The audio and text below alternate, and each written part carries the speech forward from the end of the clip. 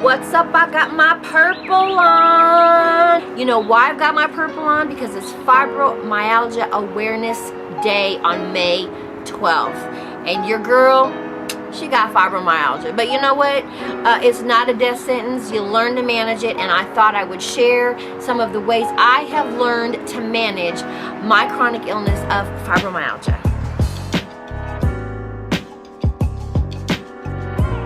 Hey, if it's your first time here, welcome. I'm Wendy. This is a space, holistic and well, where we cultivate and talk about and nurture better health through herbalism, intentional wellness, and self-healing. So, if you've tuned into any other videos, I have talked before about the diagnosis of fibromyalgia. I got it about 4 years ago.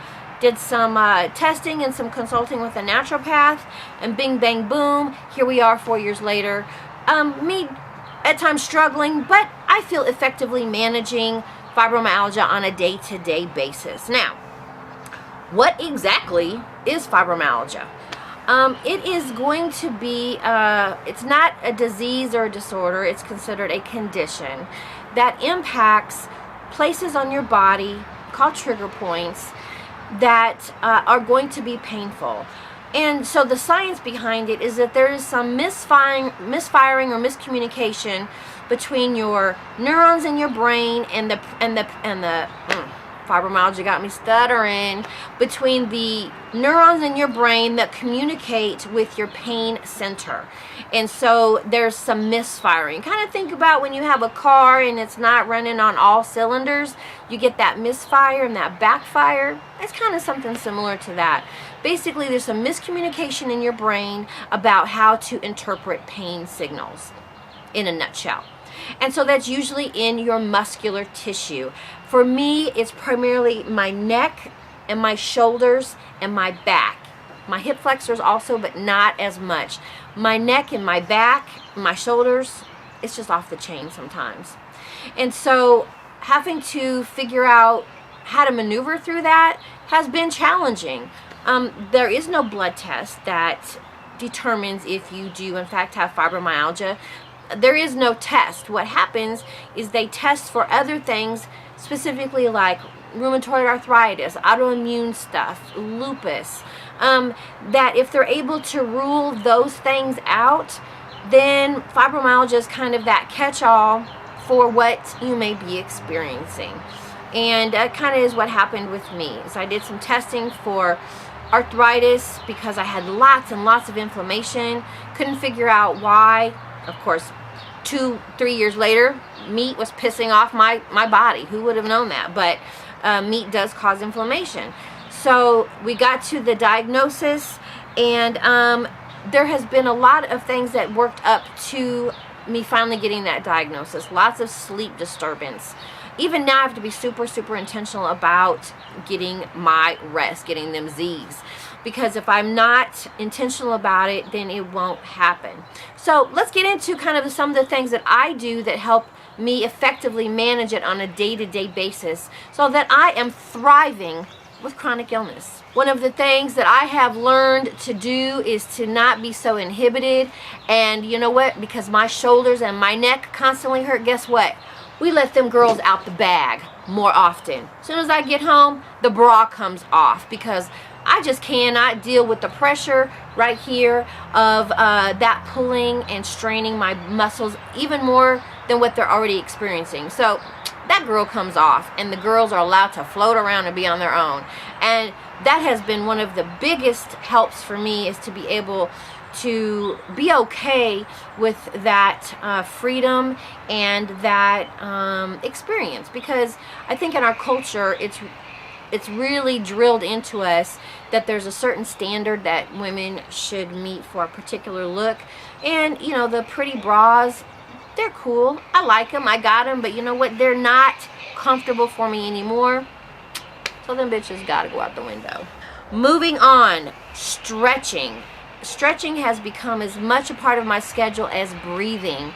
And being able to stretch and count to 10 and being able to do that consistently. I will probably stretch 2-3 times a day, different parts of my body, depending on what's happening, what I'm feeling, if I slept well the night before, if I'm doing some extra physical stuff, then I will have to accommodate those activities or those experiences so that I can help my body feel better. One of the things that I love, and I have not been able to do it lately because of stupid Rona, is massage. I absolutely love body massages. So what happens is that the muscles, if we are not intentional about being able to manage stress, and we're not physically fit, or we're not stretching on a regular basis, our muscles tense and they become almost this hard surface in your body. So what massage does on a regular basis is it helps when your massage therapist is able to work those muscles, and it makes them more malleable. And the more malleable they are, the more flexible that they are. And the more flexible that they are, the less pain and stress there will be between your muscles and your bones and your joints. So another thing that is really, really helpful for me is heat. I have heat packs, hot showers, heating pad. Even in the more mild and warmer weather, heat still feels super, super good. And if you think about it, heat actually helps the blood flow easier, and so it helps with the constriction of those muscles. So heat for me is heat to me is like my first love right now, because it just helps me to feel better. Another thing that I use a lot is a TENS machine. Now TENS, I don't know what, it's an acronym, but basically is like little electric charges that I wouldn't say massage, but that activate your muscles, and they help the communication with the pain and between the neurons and between your brain and the pain. The communication is changed, and I believe that the TENS machine helps the brain not receive those pain signals. I think I got mine on Amazon. It was really affordable. I think like $40, and there's these little sticky pads that you put on, and then you're able to adjust the setting, and you can put them anywhere. You can put them on your knees, your back, wherever you're experiencing chronic pain, and it really helps. If I'm really struggling, I will put that on, and I will do like a 2 of the 15-minute cycles. So I'll put it on for 30 minutes or so, and it takes the pain maybe from a 7 down to like maybe a 3. It's super helpful. And keep in mind, these are things that I kind of do cumulatively and at the same time as well. So, you know, heat with the TENS, you know, with massage. I think you get the idea. So, all right, herbals. Of course, there's some herbals. So, magnesium. I have preached and preached and preached about magnesium. Magnesium is a natural muscle relaxer. When you take magnesium in, your body's like, ah, and it's so happy because it is a natural muscle relaxer. Now, it's not a Xanax, so you take a dropper full of magnesium, you're not going to get a Xanax response. But what is going to happen is, behind the scenes, that magnesium is helping your muscles operate more efficiently, which means reducing pain and tightness. White willow bark. I've talked about white willow bark being nature's aspirin. It helps with the aches and pains.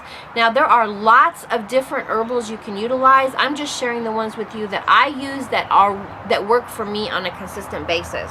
Vitamin B, all of your mega Bs are super important.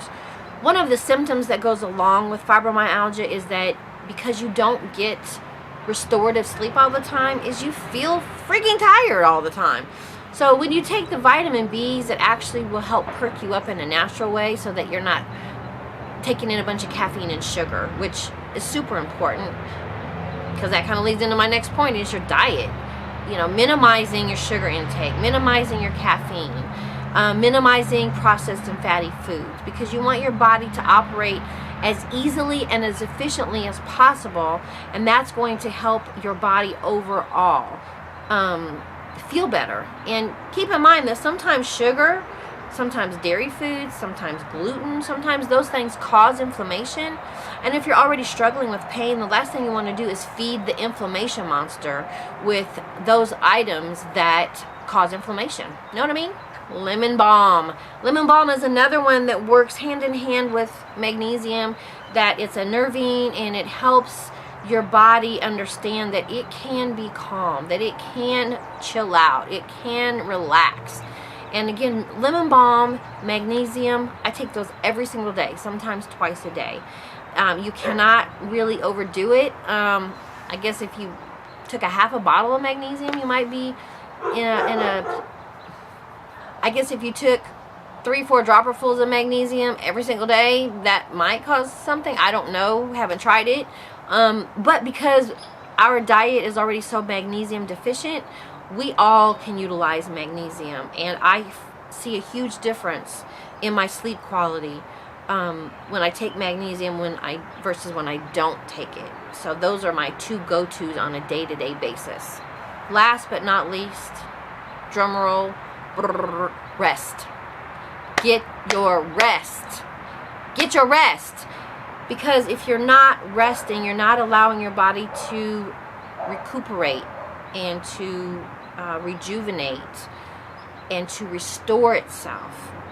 And when you've got something chronic, whether it's fibromyalgia or something else, is you have got to support your body's ability to restore itself when you're resting. And that means being able to follow bedtime routines. That means being able to understand what your circadian rhythm is and how to honor that and follow that. So just think about, as you are trying to manage whatever you've got going on in your world, that rest is kind of that first domino, and when you click that domino over, they just all go rolling down. All right, so those are the things that work for me with fibromyalgia. You know, if you experience fibromyalgia, or you've got another chronic pain diagnosis that you're managing, put your tips and tricks in the comments below, because the only way that we can help each other and support each other is by sharing information with one another, because you might have something that I didn't even think about, and vice versa, that could really be helpful as you are striving to manage something that impacts you on a day-to-day basis. So wear your purple May 12th and support people that have fibromyalgia. It's very real. You can't see it, but trust and believe it is there. Give me some likes and subscribe action. Follow me at Holistic and Well on Pinterest and Instagram and Facebook, and talk to me. Give me some information about what you would like to, some suggestions about you'd like to talk about. I want to hear you. So that's it. I will see you next week, and until then, you stay holistic and stay well. Take care. Bye-bye.